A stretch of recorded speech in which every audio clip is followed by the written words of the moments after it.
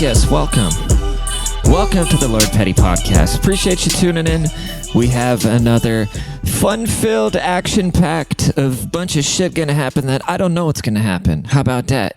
It's nice being talented enough to where I have no idea what I'm gonna do, and then I still do it, and then it still just happens. And is that arrogance? No, what that is repetition and doing things over and over again and actually doing what you're gonna do and not just talking about it. Because you know what really grinds my gears is when somebody says, oh, I want to start a podcast. And it bothers me. Like, just do it. You're one Google search away from just doing it. I had no idea what I was doing. I just started doing it.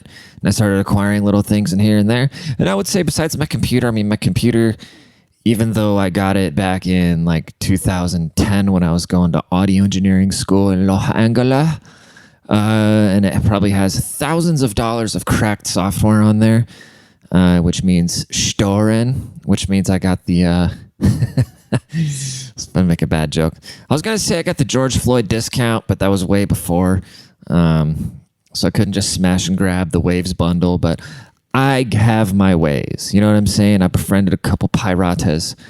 And so my computer at one point was probably worth like $10K. Right now it's probably worth like $200 because I haven't updated it once since 2010 or something when I got it. I haven't done one single update because I have so much stolen software on there. I was scared if I do any sort of updates, the shit wouldn't work. So how about that? But when people are like, oh, I'm going to start a podcast. Like when people talk about they want to do something, it just drives me nuts. I don't even want to hear it. I don't want to hear anybody talk about what they're going to do because you know what it does? It actually releases this chemical in your brain that gives you the same satisfaction as if you've accomplished it. So if you go outside and mow your lawn, you feel accomplished afterwards. Like, oh yeah, I just mowed the lawn. If you tell your friend, I'm going to mow the lawn, you get the same satisfaction from saying that you're going to do that. So whenever somebody's like, oh, I want to do this, oh, I'm going to do that, it's probably how my dad feels when I say, oh, I'm going to go back to college or something like that. But I'm never going to go back to college because why the fuck would I ever go back to college? What's that going to get you? Stupid piece of paper, which isn't guaranteeing you any job at some company where they're just going to pay you the least amount possible for you to do the least amount possible without getting fired. We live in an age where you can just do it yourself, dude. You can just do everything yourself, no matter what it is. You used to have all these gatekeepers, you know, like information. Information is so valuable, so they have these college gatekeepers. And so you'd have to basically invest in yourself. Now you got to invest in yourself different. You got to invest the same way. Like I said, I've been doing this for like 4 years, and I just started getting followers and stuff like that, you know, or like selling t-shirts and shit like that, or being recognized here and there. Like it's weird. But yeah, it is what it is, you know. 4 years, you go to school 4 years and you get out and then you go get some apprenticeship and it's like you start doing creative things. It takes time. It's very, very, very rarely, especially with how competitive the digital space is, where you can just come out and blow up overnight. You just got to do things over time and get good at it. Because a lot of people don't realize how bad they suck at something. And you just got to keep getting better and figuring your shit out and dialing it in. It's like anything else. It's like a tennis player. They figure out the little quirks. And after you figured out enough little quirks, you know, you figure it out. But I've had an interesting last 2 weeks, man. It's life is starting to get weird. I went to the Trump rally thing. And I was talking to DTJ. I was Donald Trump Jr. and I was trying to like get some special strings pulled, and he couldn't make it happen. But he promised me next time. He said next time we'll make it happen, because it was like for a VIP bundle, it was like $4,000. And I just messaged him like, hey, dude, is there any chance of like meeting you and get a picture and kind of, you know, get the works with the general admission? And he never responded. Then after the event, he's like, oh, dude, sorry, I just saw this.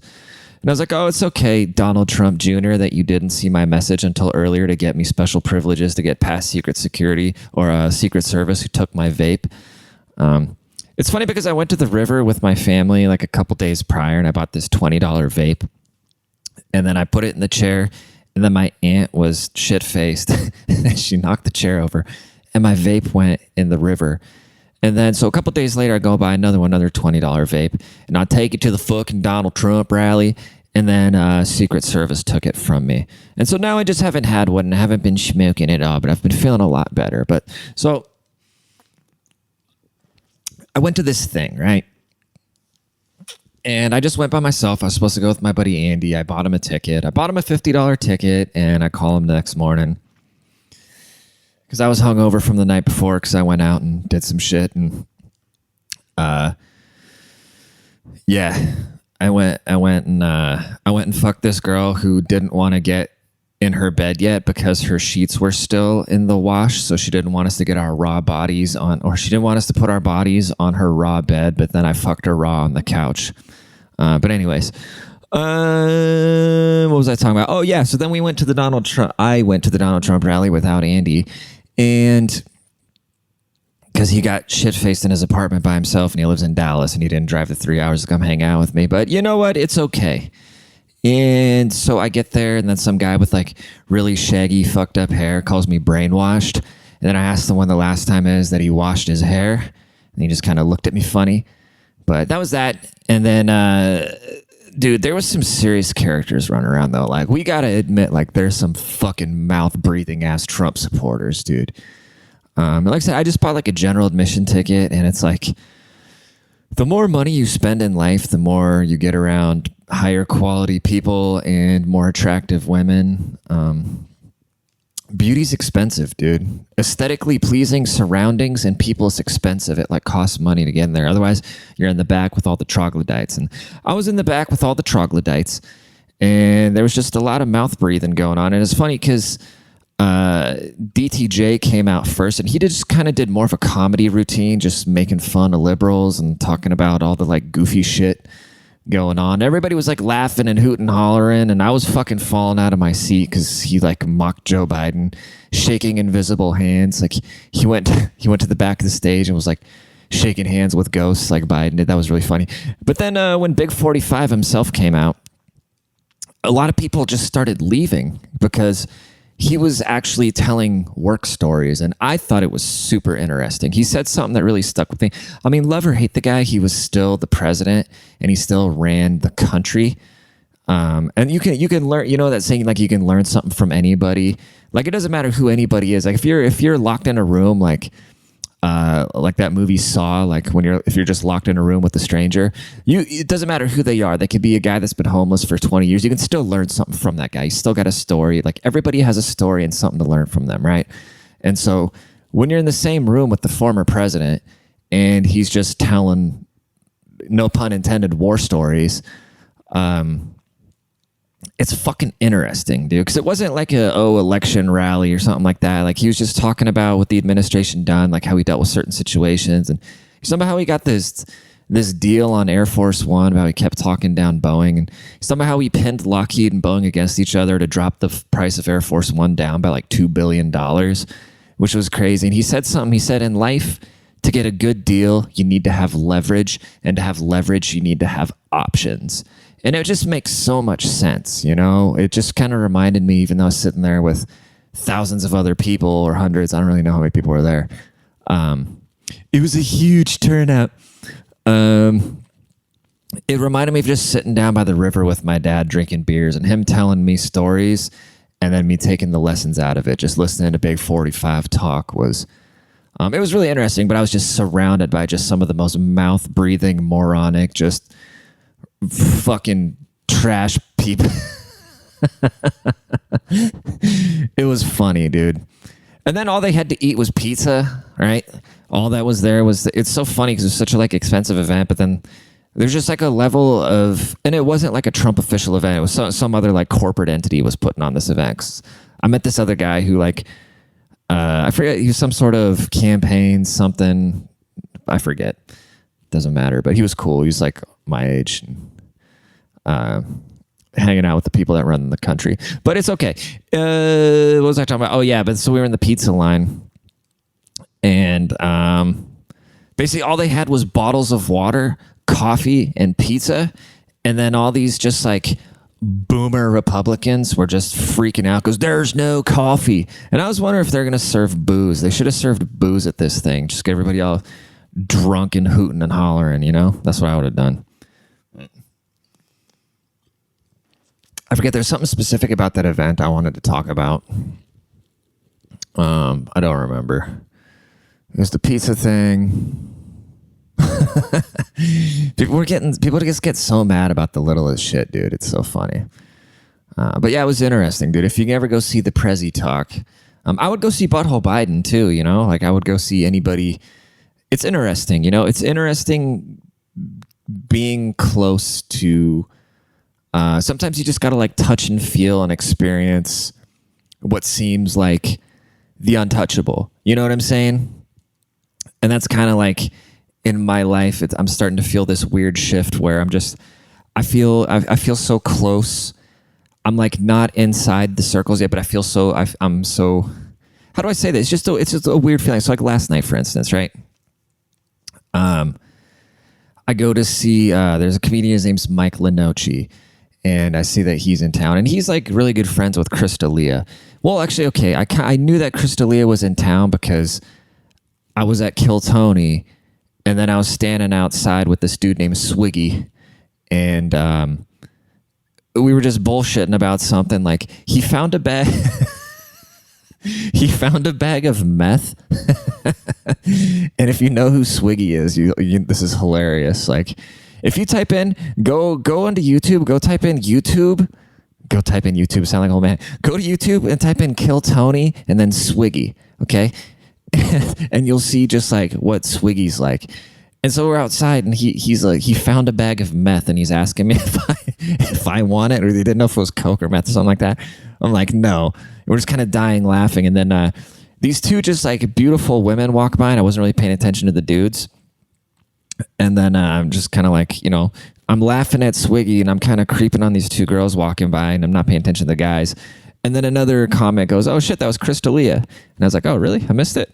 And it's like, "Yeah, dude, I saw the big necktie." I was like, "Oh cool, Delia's in town." And then I saw on the internet that Lenoci had a show. I was like, "Well, I bet you if Lenoci's there, like that's probably who Delia was with, so he's probably performing."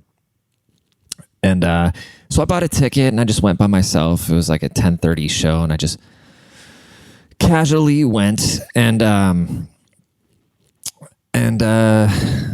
yeah, it was cool. It was. How do I tell these stories without sounding like I think like I'm.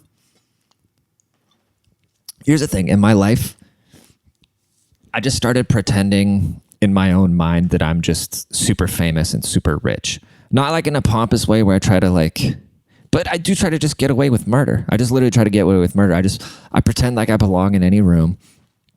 And so I go to the Vulcan, and I know they see me around because like I've been on Kill Tony, and I go to shows there, and I hang out like in the smoker thing with the comics and shit like that. But and so there's an upstairs, which is kind of like a more like unless they open it up like if somebody huge like Rogan or something like that's there. But besides that's basically like the comedians and like the bands and shit like that hang out upstairs, and then like downstairs you got the general floor. And I was by myself, and all the staff, the whole staff, I mean, they're all like comics, and I've seen them at, you know, like parties and shit like that. So like they've seen I'm not saying I know everybody, like people see my face, you know what I mean? So I can kind of get away with more stuff than the average person. But so I go inside, and you know, I just have a general admission ticket, and I just waited for the whole line to go in because I don't wait around in lines. And so I go inside, and I'm looking downstairs, and it's like, I don't want to sit down here. I'm just gonna go upstairs. And there was a guy like standing by the barrier blocking off the upstairs. I just kind of gave him a nod and a fist bump, and he's just like went along with it. And they just like let me go upstairs. And they as I just go upstairs, and I get a drink, didn't pay for it. And I just go and sit at this table, like upstairs, like the best seat, like upstairs, just looking right down at the stage. I'm just chilling by myself for a while. And I start seeing a couple familiar faces, you know, like, local comics and shit like that, and like bands and stuff like that. And but I'm just chilling by myself for a while, waiting for the show to start. And then this girl comes up to me, and just like this super beautiful girl comes up to me, and it like threw me off. She's like, "Hey, can I sit here?" I was like, "Yeah, of course," you know. She's like, "Oh, what's your name?" So I introduce myself. She tells me her name, and I thought she was hitting on me, and because that's of course what every guy will ever think when a beautiful woman talks to them. And then she's like, "Oh, what do you do?" I told her what I do. She's like, "Oh, well, that's cool." She's like, "Oh, have you been to this venue before?" I was like, "Yeah, no, quite a few times." And she's like, oh, well, my boyfriend does the... Long story short, her boyfriend is the guy that owns the production company that produces like Kill Tony and all the other stand-up shows, especially at that venue. And one of the guys, he's actually like the big barbecue guy. Like Rogan talks about him on his podcast all the time and stuff like that. And so I'm hanging out with this chick, and then eventually, she's telling me about her boyfriend. We're talking. And then eventually her boyfriend walks up, just like super nice guy, super chill guy. And it's funny because I kind of got so like turned off by the comedy scene because I'll go and do these like open mics and shit like that. And I just hate comedians. I don't like them. I think they're just all dicks. They're just so like, I don't know. I can be a huge douchebag, but I'm just kind of a nice guy. Like I'd rather like have a good time and hang out with people. And then if I know them well enough, I'll crack on them. And I think that's more funny. But if people just like standoffish and weird, I don't really like it that much. And so I meet this guy and he's super cool. And they're like, oh, we're going to go to the deck and go smoke. You want to come? I was like, yeah, sure. I'll come. And then so I go and meet like, the Kill Tony band and the, the people that produce the show and blah, blah, blah. And we're just hanging out and it was fun. I just by myself winging it. And then the bad thing is I had to take a shit. So I like left that group. I was like, all right, I need to go. I'm gonna go get another drink. In reality, I went and blew up the bathroom at the Vulcan. And then I went back inside and I went back and sat at a different table because the original table I was at, but it's a little bit over from the original table. I went and sat down by myself. And then the show started and it was all good. And then I was sitting by myself, so there's two other seats next to me. And then all of a sudden this blonde girl sits down next to me, and I was like, she looks kind of familiar. And then this also like super attractive brunette girls, they're like, hey, can we sit here? I was like, yeah, no, sure, of course. And then all of a sudden I look over, and then there's Delia, and he's looking at the blonde chick sitting next to me, and he's just like rolling his eyes, like... And I was like, oh, shit. And I recognized, like, oh, you're Delia's fiance. I didn't say that, though. I just, like, I didn't want to be weird. And she's just super... I did not get to meet Chris, but it was cool because then when he went on... Because he hasn't done a lot of stand-up since he's gone through the whole, like, canceling thing. And it was interesting, just, like... Literally, I'm talking, like, I was... sitting right next to his fiance while he was doing his set, and just like seeing her reaction and like how happy she was to see him back doing like what he's supposed to be doing and getting such a positive reception. Except it got kind of weird at one point because he kind of started talking about the whole like canceling thing and the cheating thing and all that kind of stuff. And it's like I'd like feel the energy around me. But yeah, it was just cool being in that environment, yeah, dude. So the moral of the story is just pretend like you're supposed to be places. Just pretend. Nobody. Well, it depends. I literally tell myself when I get insecure about something, I'm like, dude, you're fucking Lord Petty. Just go do it. If anybody says anything, who cares? You're just gonna die someday, anyways. But yeah, dude, that was a fun experience. Oh, God. What I want to talk about. I have my notes here. Single because my girl has to work. Yeah, so I came to a realization. This is totally off topic, but I ran out of stories to tell that were probably boring as fuck anyways. Or maybe not. Who knows? You're never the judge. It's like Gary Vee says, like, you're not the judge of what you put out. That's probably the worst Gary Vee voice. If I could like really like project my voice and be really loud and just be fearlessly obnoxious in this apartment, this podcast would be a lot better like it used to be, where I used to just be able to like yell about eating pussy or something, But now I worry because I can hear like this little yapper dog across like outside my door sometimes. So I'm sure like if I'm sitting here pretty close to my front door, this whole fucking building can hear everything coming out of my big German mouth. But that's okay though. But one time when me and my friends were like 16, I had this friend named Mike whose mom was this radio personality, and she was a single mom and she was never home. And we went to the Olive Garden to go get my friend Nate's older sister was going to buy some beer, and she was a waitress there.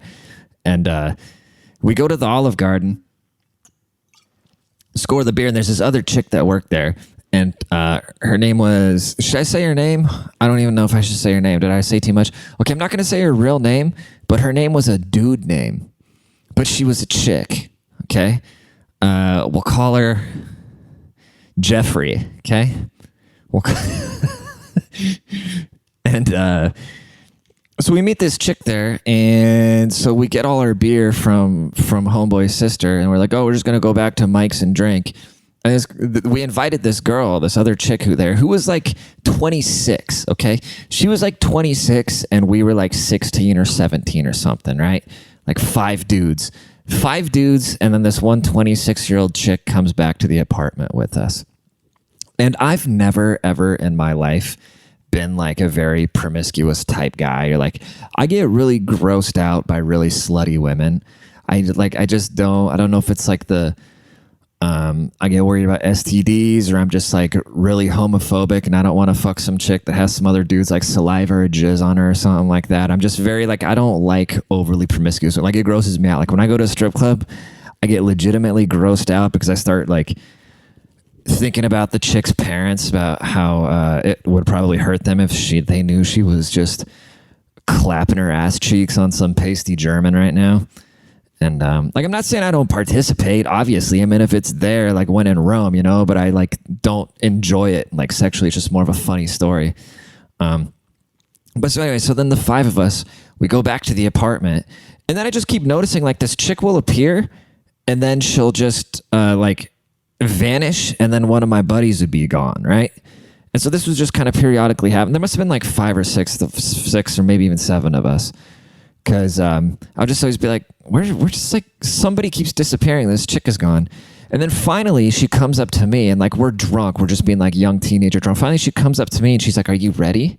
And I was like, what? What are you talking about? And she's like, let's go in the other room. And I was like, okay, well, hold on. I got to piss. So I go piss. So I go to the bathroom. And then my buddy Zach walks out of the bathroom, and he's just laughing. I'm like, what's going on? He's like, dude, I just fucked Jeffrey. And I was like, what? She's asking me to go in the other room. He's like, yeah, dude. He's like, yeah, dude, didn't Nate fucked her before? And I was like, what? What the fuck is going on? So basically this like 26-year-old chick was having a train ran on her by a bunch of 16-year-old guys. I was like, nah, I'm good. I straight up told her like, nope. And I'm pretty sure I was the only one that didn't smash her. But shout out to that chick, dude. I wonder what she's doing nowadays. What a fun story. Are you listening to this with the fam? Are you in the car right now with the family heading camping right now? Listening to good old Lord Petty talking about running trains? Huh? What are we at? 23 minutes? I think we're going to go a little bit longer because I didn't do an episode last week because I was busy trying to be around rich people, even though I'm not one of them yet. That's like all I'm focusing on right now, dude. Like I don't feel left out on anything if I'm not doing it, because I've been reading a lot of James Altucher, I think his name is.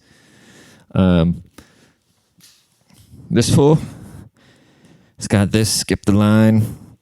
I just read his other book called Choose Yourself, and we don't read a lot of Robert Greene and shit like that. And that's why I like in my mindset, like that's why I just walk in somewhere and I literally just act like I own the place, and then people treat me like that, dude. And it's the weirdest shit.